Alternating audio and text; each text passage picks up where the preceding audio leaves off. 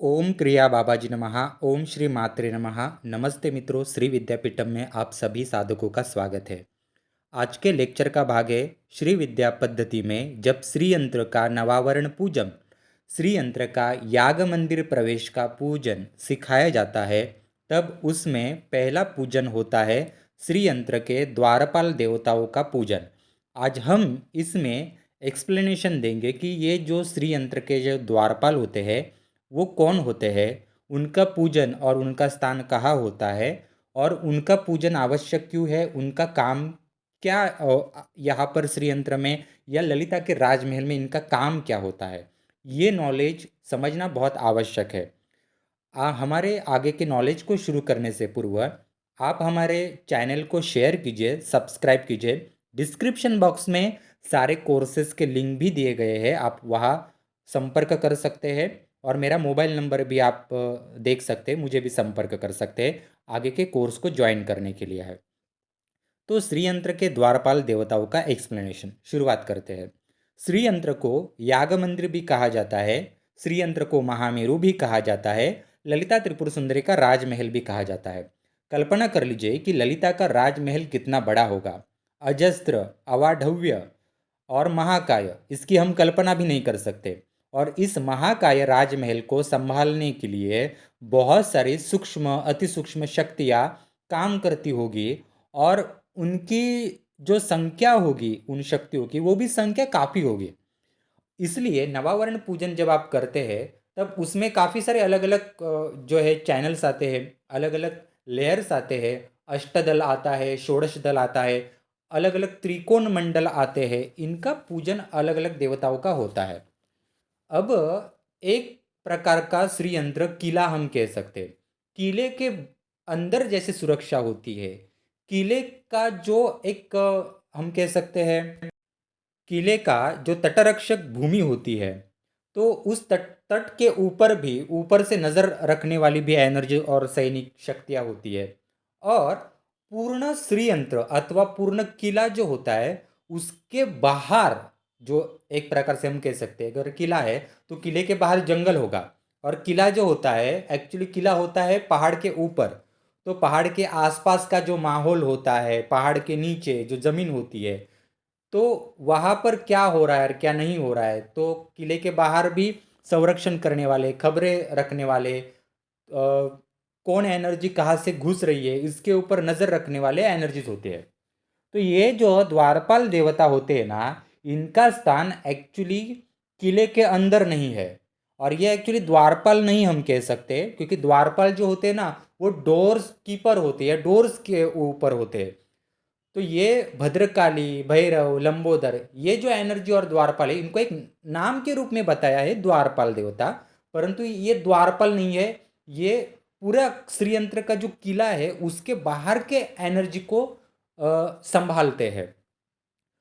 जैसे कि अगर श्रीयंत्र के अंदर कोई प्रवेश करना चाहता है, तो आसपास के माहौल में कौन सी एनर्जी आई है, अच्छी है बुरी है, उसके ऊपर नज़र कौन रखेगा, तो ये वो एनर्जीज रखते हैं। तो ये प्राइमरी स्टेज में जो द्वारपाल आते हैं, तो ये 3 द्वारपाल है, एक्चुअली होते हैं 5 द्वारपाल, जिसमें पहला नाम है भद्रकाली, दूसरा है भैरव, तीसरे है लंबोदर, चौथे है द्वारश्रिया, और पांचवे होते हैं हम स्वयं। यहाँ पर हम 3 द्वारपालों का ही वर्णन लेने वाले हैं। चौथे जो द्वारश्रिया शक्ति होती है द्वारपाल, वो एक हिडन एनर्जी होती है, जो हिडन के स्वरूप में आसपास नज़र रखती है, और उसने आपको पास कर दिया, आप उसने आपके पासपोर्ट पर आपको आपके वीसा के ऊपर सिक्का लगा दिया, तो आपको पहले डोर में एंट्री मिलती है श्रीयंत्र के।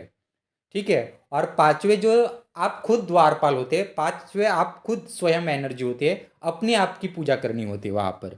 तो ये श्रीयंत्र की पूजा के पद्धति में पहले इन पांचों का पूजन होता है। हमने द्वारश्रिया और स्वयं को साइड में कर दिया। अभी हम भद्रकाली, भैरव और लंबोदरी, इन 3 द्वारपालों का एक थोड़ा सा इंफॉर्मेशन लेंगे।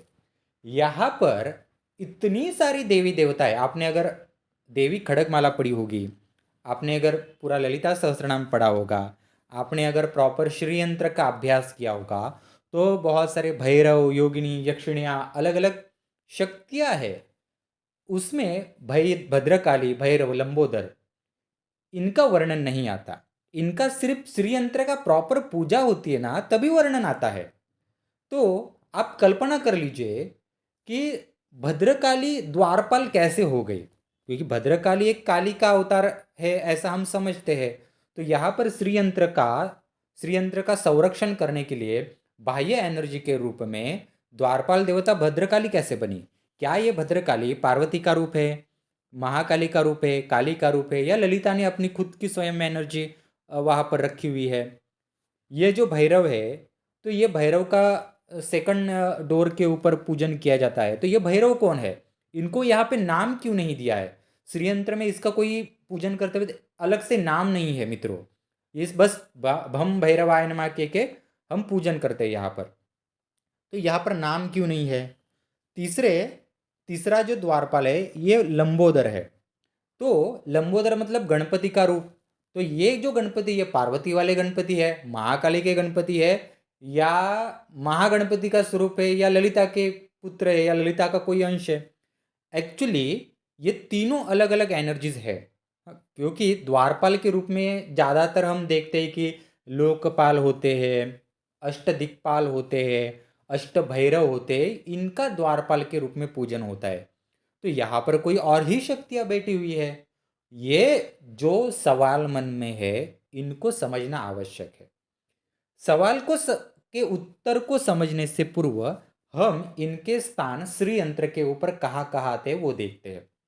पहली जो द्वारपाल है भद्रकाली, उसका श्री यंत्र का जो पहला डोर है ना, आप देखिए पहला नंबर लिखा हुआ है, उस एरो के पास उनका स्थान आता है। पूरा उस डोर के बाहर आता है स्थान। दूसरा यहाँ इस साइड में आप देखिए अपने राइट साइड में कि भैरव का स्थान है जो सेकंड यहाँ पे आता है। लंबोदर जो है, इनका जो स्थान है ये आता है एक्चुअली श्रीयंत्र के मध्य बिंदु के ऊपर। और वो हम ट्रायंगल नहीं दिखा सकते वहाँ पर, इसलिए वो अंदाजन आपको दिखाया गया है। और बिंदु को पकड़ के और दो डोर्स को पकड़ के इन तीनों में एक ट्रायंगल बनता है। ये तीनों शक्तियाँ आपस में मिलजुल कर काम करती है। तो इसलिए ये 3 द्वारपाल देवता है। अभी हम देखेंगे कि ये द्वारपाल देवता करती क्या है। एक्चुअली द्वारपाल मतलब लोकपाल, भैरव, इनका नाम आना चाहिए। ये तीनों जो एनर्जीज है ना, ये तीनों एनर्जीज श्री यंत्र के बाहर का जो भी एरिया होता है वहाँ पर ये घूमती है। और कोई आ जा रहा है, क्या हो रहा है, इन सारे चीज़ों के ऊपर अपना ध्यान देती है। भद्रकाली का पूजन पहले इसलिए किया जाता है द्वारपाल में, उसको पहला स्थान है कि कोई साधक, कोई एनर्जी श्री यंत्र के ऑरा में आती है, वलय में आती है, तो उसके ऊपर कोई किस प्रकार की गंदगी उसने लाई हुई है, तो उस गंदगी को बाहर रखने का काम जो है ये भद्रकाली देवी करती है। तो ये पहली द्वारपाल। भद्रकाली ये जो एनर्जी है ये खुद ललिता परमेश्वरी ने अपनी खुद की आधी एनर्जी का अंश और उसकी जुड़वा बहन महाकाली इनका अंश, इन दोनों को ज्वाइन करके भद्रकाली बना दिया है। भद्र इसका अर्थ होता है कि एक अस्त्र है जो ललिता परमेश्वरी का है, और उस अस्त्र को रखा है अपने हाथों में काली के एक अंश ने। ऐसे वो दो ज्वाइंट भद्रकाली एक तत्व बनता है। ये काली का नहीं है, ये दोनों का कंबाइन नाम है। भद्रकाली नाम के बहुत सारी शक्तियाँ हैं, परंतु यहाँ इस देवी को समझना पड़ेगा। ओरिजिनली इस भद्रकाली का जो नाम है ये भृंग काली है। भृंग काली नाम है। ये नाम से इस देवी को ऊपरी जगत में उनका एक्चुअली ये नाम है, और हमारे जगत में ये भद्रकाली कही जाती है। तो मैं यहाँ पर इन डिटेल आपको नॉलेज बता रहा हूँ, ये कहीं पर नॉलेज लिखा हुआ नहीं है, किसी को इतना इन डिटेल पता भी नहीं है ये सारी चीज़ें। जैसे श्री कुल की श्री विद्या होती है, वैसे काली कुल की श्री विद्याएँ होती है। ललिता परमेश्वरी अगर वाइट एनर्जी है तो काली जो ब्लैक एनर्जी जो है उसको संभालने वाली जो एनर्जी है वो महाकाली है। इस प्रकार से ये प्लस और माइनस एक दूसरे को संभालते हैं, इसलिए वो श्री कुल है, ये काली कुल है। और इन दोनों के एडवांस कोर्स जो है नॉलेज के, वो हमने श्री विद्यापीठम द्वारा निकाले हुए हैं। आपको पहले भद्रकाली का एक्सप्लेनेशन समझ में आया कि कोई भी साधक उस ऑरा में आता है श्री यंत्र के अंदर प्रवेश करने से पूर्व, तो उस बाह्य ऑरा में वो साधक आने के बाद उसके शरीर के ऊपर जो भी गंदगी पहले पड़ी हुई है उसको साइड में रखने का काम ये भद्रकाली करती है। फिर दूसरा आता है भैरव। भैरव द्वारपाल क्या करते हैं? भैरव द्वारपाल ये करते हैं कि किसी व्यक्ति के मन में कोई अलग अलग प्रकार की अशुद्ध भावना है, कोई साधक जो है किस भावना से ये साधना करना चाहता है, उसने अपने साथ कोई अलग गंदा तत्व या गंदा संकल्प, अशुभ संकल्प लेकर वो प्रवेश कर रहा है, या उसने अपने शरीर के अंदर या अपने पास में कोई अलग प्रकार की एनर्जी रखी हुई है जो श्रीयंत्र के महल के अंदर जाकर वो खराब हो सकता है वहाँ का माहौल, तो भैरव जो होता है उस चीज़ को साइड में कर देता है। ये इनका काम है। दूसरा काम होता है कि अगर साधक के ऊपर कोई भी किसी भी प्रकार की बारीक से बारीक बंदिश हो, काले जादू का टोना टोटका हो, बत्तीसी, नज़र दोष, ऐसी बहुत सारी चीज़ें होती है, ये अगर हो तो ये लेके हम उस महल में, पवित्र महल में, याग मंदिर में प्रवेश नहीं कर सकते। तो इसको भी साइड में रखने का काम भैरव करता है। तो ये दोनों अलग अलग प्रकार से व्यक्ति को सीधा कर देते हैं। फिर अब देखिए ये भैरव है, यहाँ पे भैरव का नाम नहीं है, ठीक है, क्योंकि ये जो द्वारपाल होते हैं ना, ये गुप्त रूप से एनर्जी काम करती है। तो इन गुप्त रूप से एनर्जी जो काम करती है इनमें भौतिक जगत में हमारे इनको नाम नहीं दिया गया है, प्रॉपर आइडेंटिटी नहीं दी है। भद्रकाली को मैंने कहा कि भृंगकाली उन्हें कहा जाता है, वैसे इन भैरव का नाम उनके देवी देवताओं के राजमहल में इनका नाम है कुंभार्य भैरव, ठीक है। और ये जो कुंभार्य भैरव जो है ये भद्रकाली के खुद के भैरव है, उसके अंडर काम करते हैं। भद्रकाली से पास आउट होने के बाद इनके पास जाना पड़ता है। अब दूसरे द्वारपाल होने के बाद हम तीसरे द्वारपाल की ओर बढ़ेंगे जिनका नाम है लंबोदर। तीसरे द्वारपाल है लंबोदर। लंबोदर ये नाम है गणपति का। कल्पना कर लीजिए, द्वारपाल गणपति कैसे द्वारपाल हो सकते हैं? ये गणपति है कौन? इसका अभी हम थोड़ा सा नॉलेज लेते हैं। यहाँ पर लंबोदर जो है इनका ओरिजिनल नाम है लांगोदर। लांगोदर इनका नाम है। ये लांगोदर का नाम बदल के हो गया लंबोदर। एक्चुअली श्री विद्या सिर्फ मनुष्यों में भी नहीं होती। श्री विद्या की पद्धति जो है, श्री विद्या जो है वो प्राणी जगत में भी श्री विद्या होती है, देवी देवताओं के जगत में भी श्री विद्या होती है। क्योंकि जो प्राणी जगत होता है, जो जानवर पशु पक्षी होते हैं, इनको भी आगे जाने का, आध्यात्मिक जगत में प्रगति करने का अधिकार होता है। तो प्राणी जगत की जो श्री विद्या होती है इसका नॉलेज हमने एडवांस श्री विद्या एसेंशियल हमारे कोर्स में दिया गया है। तथा देवी देवताओं की भी श्री विद्या होती है, वो भी ललिता परमेश्वरी के पास जाने के लिए, उसके आगे के प्रगति के लिए उनका उनका श्री विद्या होता है। तो जो इंद्र टाइप के देवी देवता होते हैं स्तर के, तथा जो ब्रह्मा विष्णु महेश पार्वती लक्ष्मी सरस्वती, इनके स्तर की जो एनर्जीज देवी देवता होती है वो भी ललिता परमेश्वरी की सेवा करती है अपना आध्यात्मिक प्रगति, उनको आगे बढ़ने के लिए। तो उनका श्री विद्या का प्रोसेस, पद्धति, नॉलेज, उनके मंत्र तंत्र ये अलग होते हैं। तथा इनको अगर आप साइड में करेंगे तो नरक में जो आसुरी शक्तियाँ होती है, राक्षस होते हैं, तो उनकी भी पद्धति अलग होती है। वह ललिता परमेश्वरी की सेवा करने वाले हमेशा असुर और राक्षस बुरे होते हैं ऐसा नहीं है मित्रों, उनका उनका अपना लोक है।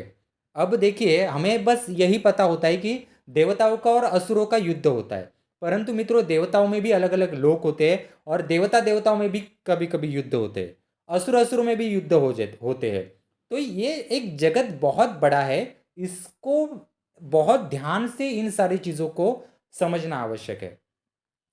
जैसे देवी देवताओं में पूजन होता है श्री विद्या का, उनके मंत्र अलग होते हैं, वैसे ही ललिता परमेश्वरी के श्रीयंत्र रूपी राजमहल में बहुत सारे सूक्ष्म सूक्ष्म देवी देवता होते हैं।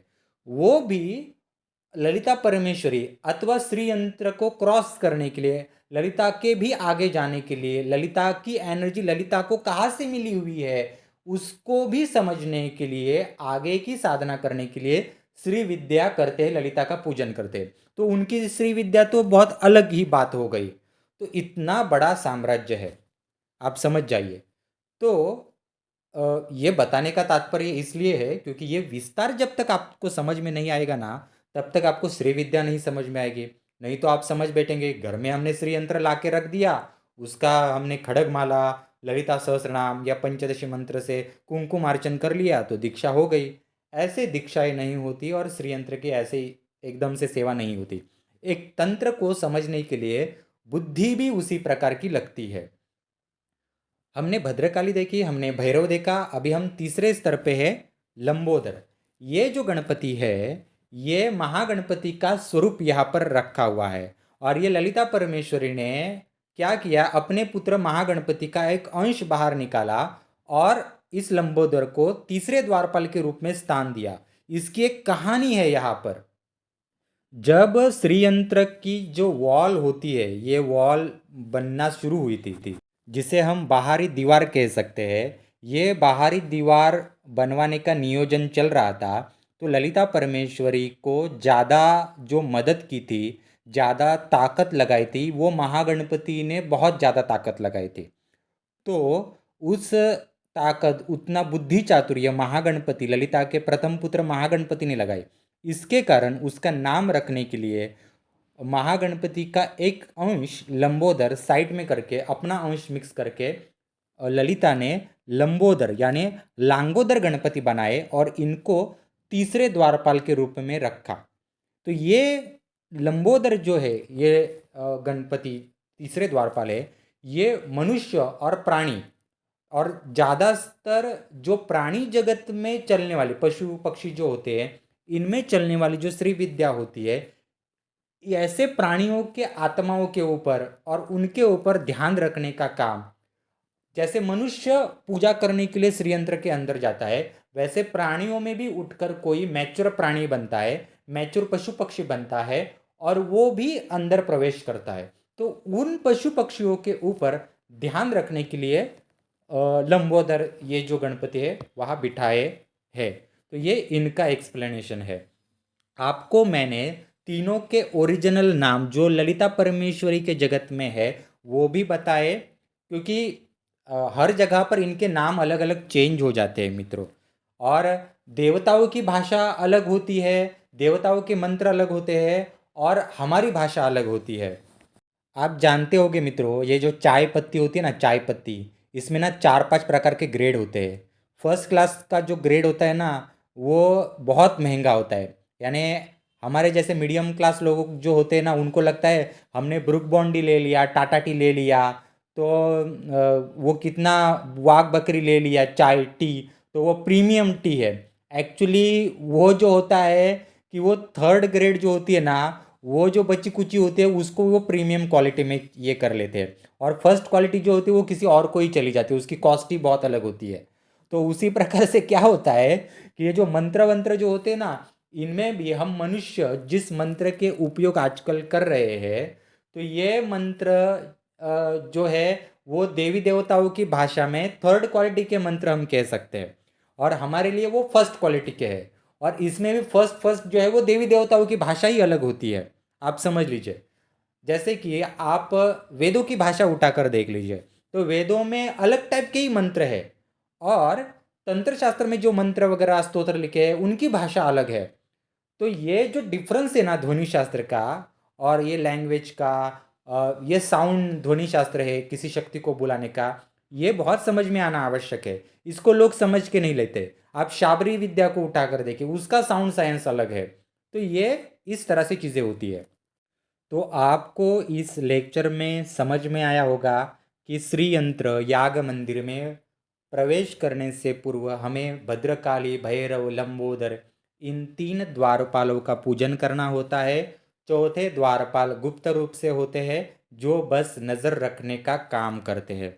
और 5वीं द्वारपाल में पूजन होता है हमारा स्वयं, हम खुद सेवक बनते हैं और श्री यंत्र के पहले इसमें प्रवेश करते हैं। एक नॉलेज इसमें रह गया कि जैसे मैंने अभी महागणपति की एक कथा बताई कि महागणपति ने बाहरी दीवार बनाने के लिए ललिता को कैसे मदद की। इसीलिए जो गणपति के अंडर आने वाली अष्ट सिद्धियाँ होती है, इनका प्रथम पूजन जो है ये द्वारपाल देवताओं के बाद इन अष्ट सिद्धियों का पूजन आता है। जिनको पता होगा उनको समझ में आया होगा कि अष्ट सिद्धियों का पूजन पहले होता है श्रीयंत्र के बाहरी आउटडोर लाइन में होता है, वो भी लंबोदर के बाद आता है। उसका कारण भी यही है, उसको भी वहाँ पे स्थान दिया गया है। तो ये भी एक मैंने नॉलेज यहाँ पर ऐड कर दिया। आपको ये लेक्चर कैसा लगा आप मुझे ज़रूर बताइए। हमारे चैनल को शेयर कीजिए, सब्सक्राइब कीजिए और अतिरिक्त नॉलेज के लिए डिस्क्रिप्शन बॉक्स में दिए लिंक को आप फॉलो कर लीजिए। मुझे व्हाट्सएप पे मैसेज कर सकते हैं आगे के कोर्सेज को ज्वाइन करने के लिए। हमारे पास श्री विद्या का एडवांस टू एडवांस नॉलेज है जो अन्य जगहों पर उपलब्ध नहीं है। और आप हमारे ब्लॉग को श्रीविद्यापीठम.com को भी फॉलो कर सकते हैं, हमारे व्हाट्सएप ग्रुप में शामिल हो सकते हैं और आगे आगे के नॉलेज को आप प्राप्त कर सकते हैं और समझ सकते हैं। धन्यवाद मित्रों।